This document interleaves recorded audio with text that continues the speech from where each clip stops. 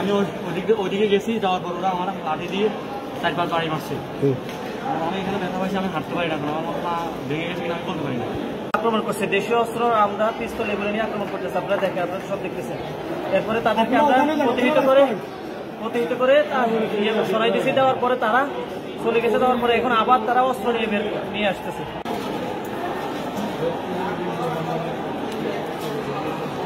ছাত্রলীগের পোলাপাইন আমাদেরকে যৌথভাবে হামলা করা হয়েছে আমাদের উপরে। এরা কোর্ট বিল্ডিং গিরায় উপর থেকে নিচ থেকে এরা আমাদের উপরে ইট পাটকেল ছোড়া হয়েছে।